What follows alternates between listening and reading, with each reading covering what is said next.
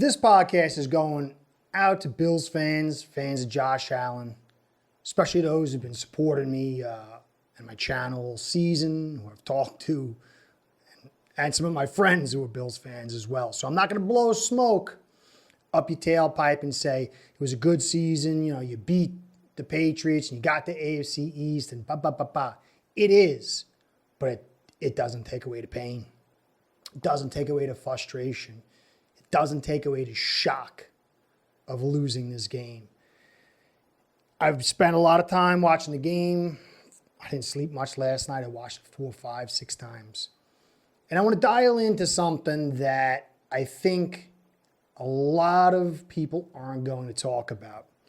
But in the end, I think ultimately, and it's not blowing smoke up your tailpipe, there is going to be good news through this bit that's not going to be really talked about too much. So hold tight. I got a lot of statistics that I spent a lot of time putting together. I got film at the end to really show you. I think a lot of people understand, but maybe not fully understand where I'm going to head. Now, there's a lot of reasons for this loss. I'm not telling you I got the secret message, this is why, but it is important, and it is a key factor. Special teams. First game, you got the turnover on the kickoff. That was a big special teams play. This time, KC made plays on special teams. So special teams hurt you.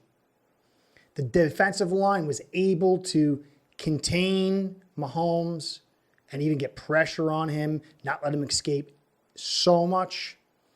He still did, but not as much. So you could put a little blame on our D-line. They got sloppy at times.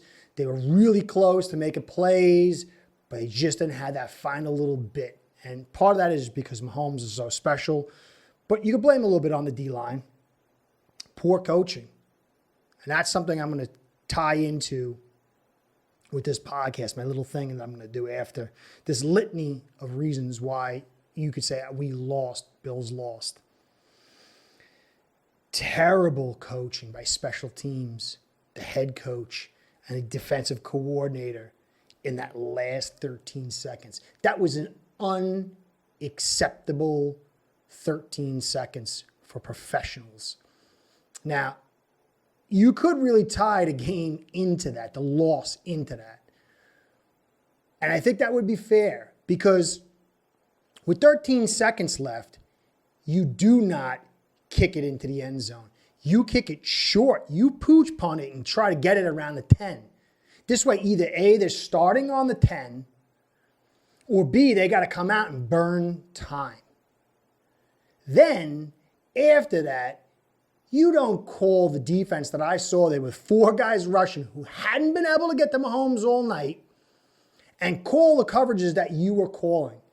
You run 3 guys on the line and you run your dime with every guy you can get to cover. You run zones and you make time pass. And they didn't. It was really weird for those 2 downs. Very poor calls by the defensive coordinator. Very poor organization by McDermott. And the special teams decision to kick it in the end zone was, I mean, if you're going to do that, then at least you're going to come out with your dime. Even put 2 guys on the line and have, 9 guys in coverage. That was an unacceptable moment. And you could hang it on that. You could hang it on that. Mahomes was amazing. What he did that night was stupendous. It's to me, it really validated how awesome this kid is. I mean, he's going to go to his 4th conference championship. So you could say, oh, Mahomes. But I still don't think that would be fair.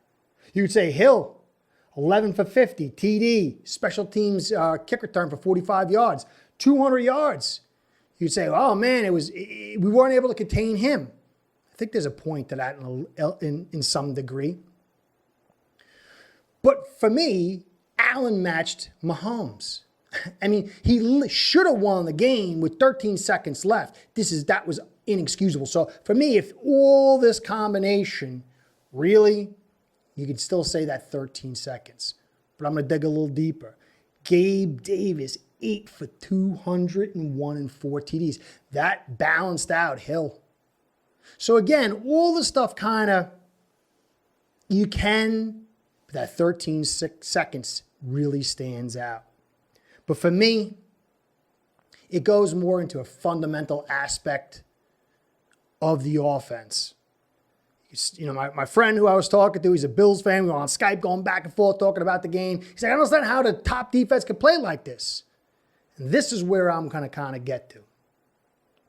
The rush yard totals between the two teams was 182 for KC and 109 for the Bills.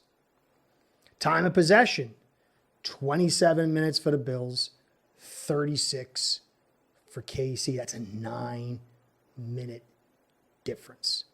That's huge. It's tremendous.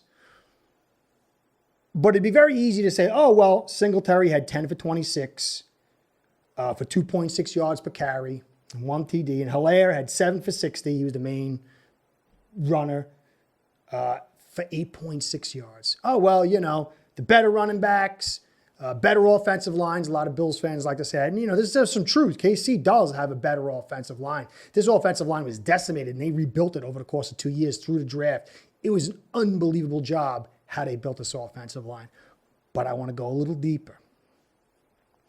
All right, so KC's defense for the season is ranked 31st in yards allowed per carry at 4.8. Now, some of that skewed a little bit. Chris Jones was in and out of the lineup. But there's no way that accounts for all of this. Linebackers, a little bit of an issue. A little bit of the D-line, the D-ends. But you really can't just pin it all on Jones. This is a defense that has trouble stopping the run. So the play count, if you look in the first game, the matchup earlier in week 5, 77 plays by KC, 54 by the Bills. This week, this second matchup, 71 by KC and 61 for the Bills. So it was like it actually got closer. But the time of possession split farther and farther apart. All right, so I'm going to dig into how much each quarterback represented the offensive output. And then I'm going to dig into how the running attack looked in both games. So I'm going to dig into the quarterbacks, dig into the style of running game in both games, and see if we could see some kind of difference. Mahomes, in the first matchup, as I said, there were 77 plays. Mahomes either scrambling or throwing accounted for 62 plays. That's 80% of the offensive snaps. Mahomes was driving, either throwing with his legs. Running backs, they had 14 snaps that they accounted for, and the wide receivers, 1. Williams, he didn't play this time, but he had 5 rushes at a 5.5 yard clip. Not bad. Hilaire, 7 for 1.9.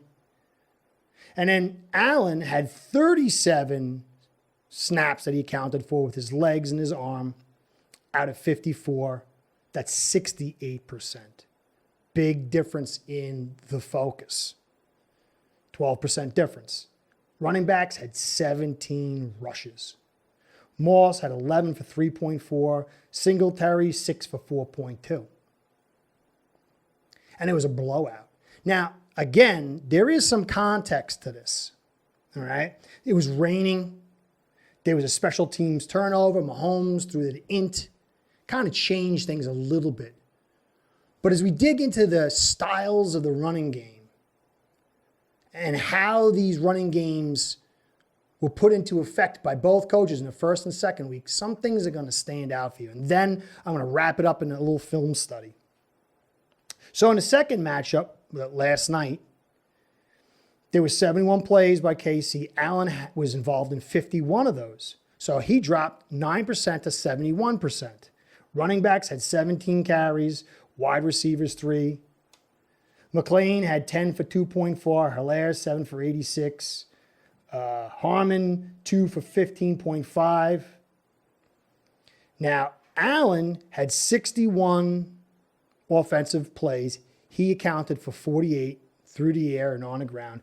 His bumped up to 76%. Running backs only had 10 carries, wide receivers 3, Singletary 10 for 2.6.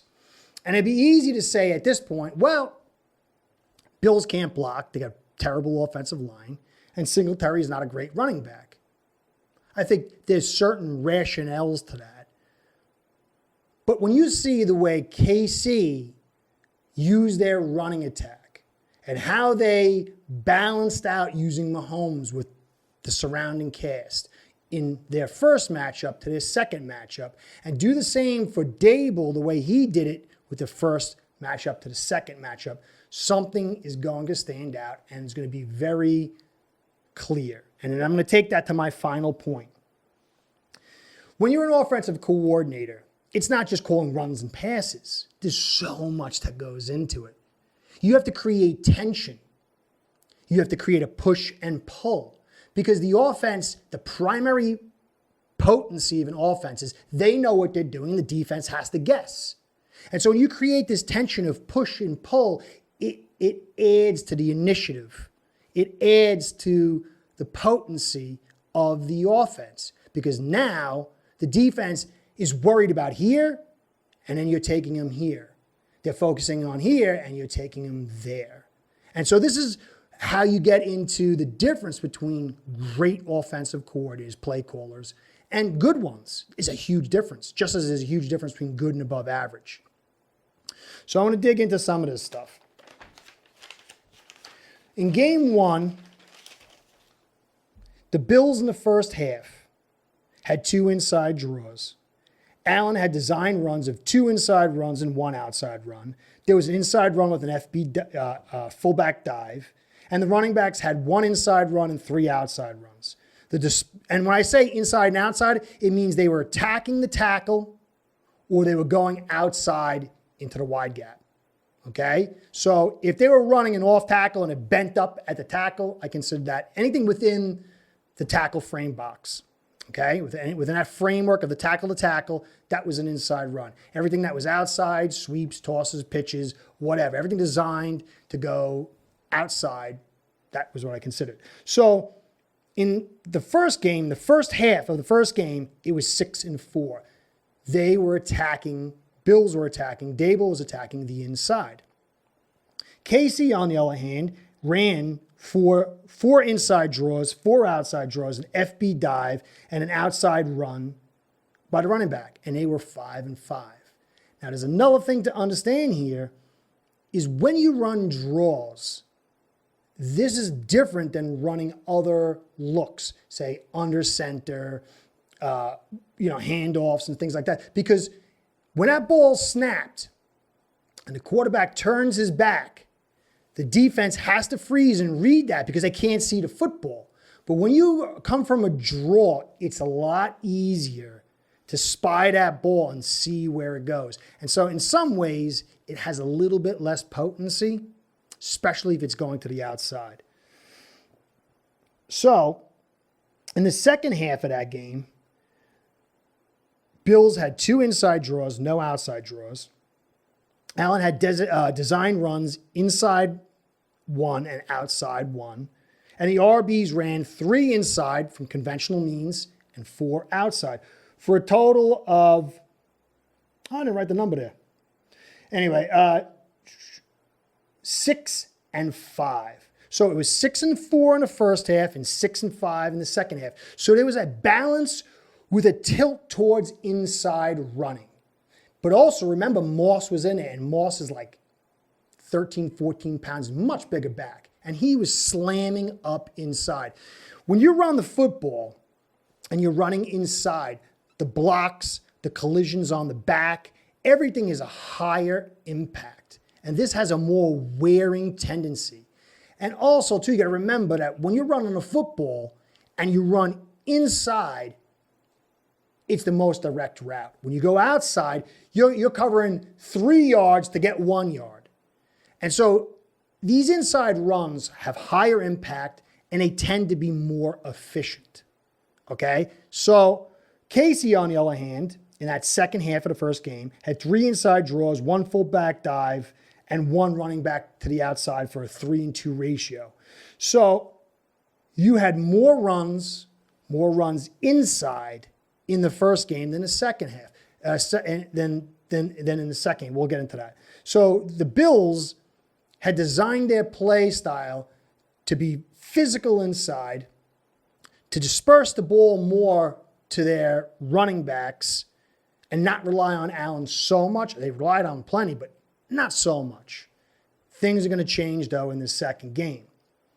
And you're going to see, too, that Dable went away from that physical style into a more finesse style. And this, I think, played into Casey's hands. But the interesting point is that Andy adjusted to the improvement of his run game. Game 2, first half. Allen had 2 inside designed runs and 3 outside. There was 1 inside draw. There was 2 inside runs by the backs, 3 outside runs by the backs, and then 2 outside runs by the receivers, and 1 of them draws. The ratio was 5-8. Dable decided to attack the exterior at a very high rate. Even though there were more runs, his attack was more in a finesse style. And then I'm going to break into a lot of these runs that he did, and you're going to see that it was very odd. He would call plays back-to-back, attacking the same area. Some of the plays were very, very confusing, and they looked like they were dead in the water before they even started. Now, Andy, who's like the king of fun ball, changed in a very dramatic way, especially in the second half. Now, Casey opened up with 3 inside draws. He had 1 inside run, and he had 3 receiver runs to the edges. So it was 4 inside, 3 outside, but then you also have to remember all those scrambles. So this created high tension, the push-pull. But it really doesn't get exasperated. You're going to see a major disparity in this in the second half. Now, in the second half, the Bills decided to do a design run with Allen, 1 inside, 4 outside, draws, 1 outside draw, HB runs, 1 inside and 1 outside for 2 inside runs and 7 outside runs. And you have to remember that the game plan in the passing attack was also to attack the edges. So if you're a defense and you're seeing this tendency as a defensive coordinator, you're like, well, you know what? Let me clog the edges until they make me respect the inside. And there was a lot of that going on. There was a lot of flat passes that were outs to the outside. There wasn't really a lot of tacking on the inside. And this reduces the push-pull tension. And if you're a coordinator, you're rolling the dice saying, what's the odds of what he's going to attack? But Andy did I was very impressed with his play calls. In the second half, he did 6 inside draws. He had 1 inside run. He had 1 outside run by the receiver, and he did counters. He had an inside counter meant to break it outside, and he had an outside counter meant to break it on the inside. And the ratio was nearly the exact opposite of 8 inside attacks and 2 outside attacks. And you add that in, and you have a much more physical and efficient running game, creating an inside tension along with the scrambles from Mahomes. And this allowed it created time of possession. The defense got tired, the Bills defense, but it also started freeing up some of that other stuff. Because you remember, if you're a defensive lineman and you're playing your game, you remember where they've been successful and you start shying to that. You start focusing on it in the back of your head. And you have a tendency as a human that whatever your assignment is, this is on your mind. And this is how this push-pull tension can create opportunities, can create big plays. Now I want to take a look at the tape. All right, the inside draw on a goal line is usually not very effective. It's a finesse way of getting things done. Again, this option inside, look how clogged they are. And this is just not a physical style of a rushing attack. And this is just basically where Dable likes to go with. This was just ugly running attack. Then again, here you see the string outside, but Singletary should have cut it back up here and try to pick up yards. This is a little bit on his fault, even though, again, it's once again a outside run and finesse. Then he follows up again with this. It's third, it was second and short, and he ends up getting that terrible. Then he comes back on this drive here, nice inside run. You could feel the push-pull, but he goes back outside. You can see everybody's clogging the outside. And then he comes back again, 3 rushing attacks in a row. This was a big drive after a nice stop. Outside, yeah, maybe Singletary could have cut it back up, but how can you ask 13 to take a block like that? Look at this. Linebacker knew exactly where he was coming and run blitz the whole thing. Terrible, terrible. And this is the Bills' drive. They're in the goal. And I've talked about all these runs, but watch some of these runs. Okay, so inside draw on goal line, in the goal line, okay? And you got Allen sitting right there. This is a very, very poor running attack. Draws inside are very difficult to achieve. Not impossible, but very difficult. As I said, they can spy it and see it. So this gets blown up. You could say maybe it was poor blocking, or but you got the very next play. You do the same thing. You run an option, and look at this. They're both running side by side.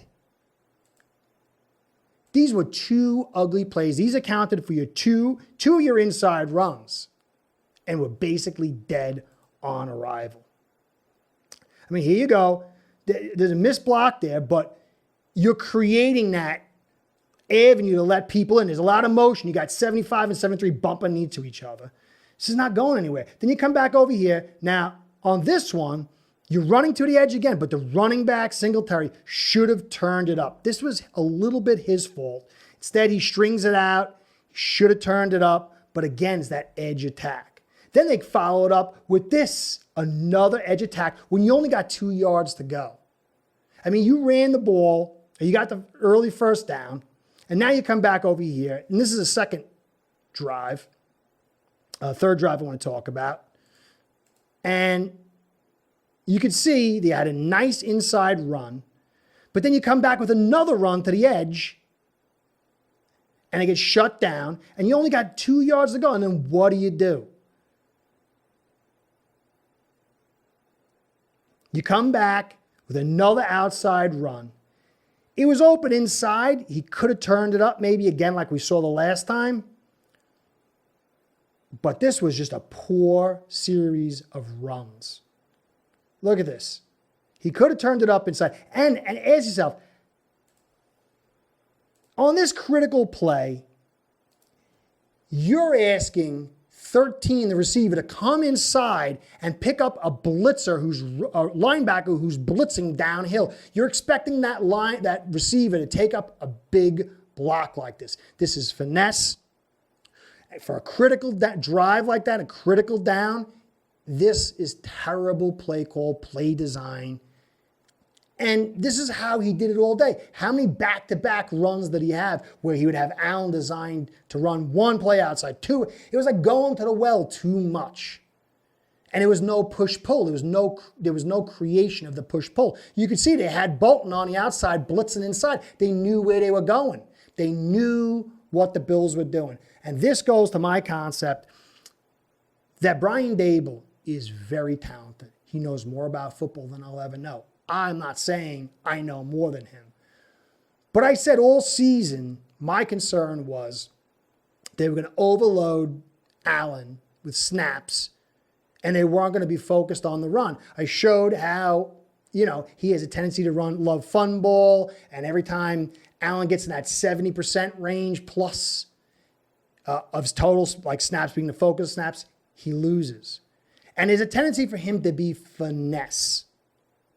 And this style of play is not going to bring out the best for the Bills and for Josh Allen.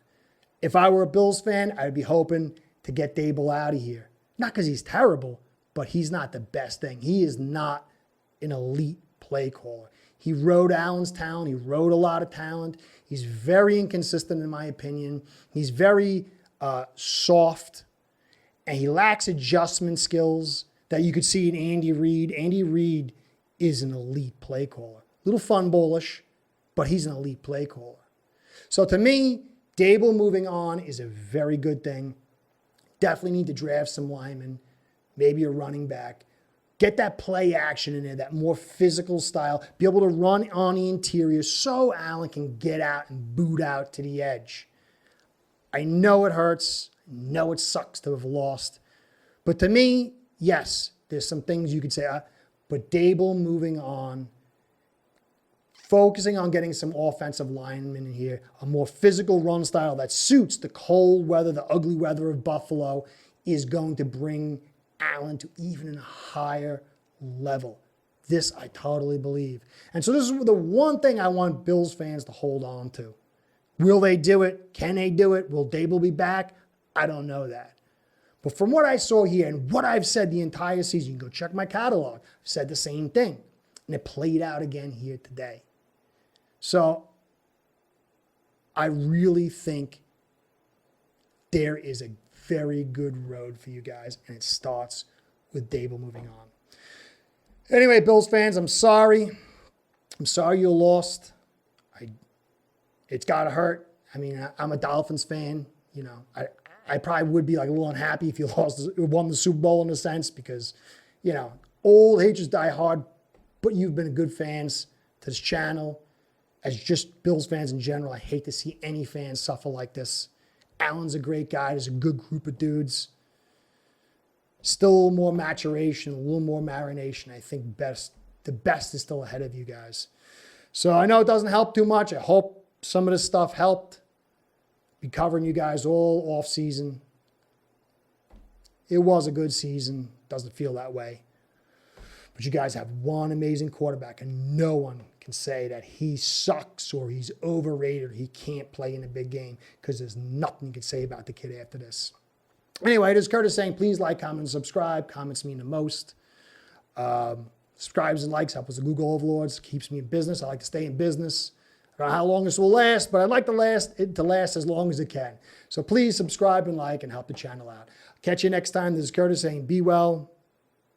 See you soon. Bookies can earn hundreds to thousands of dollars from booking action with aceperhead.com.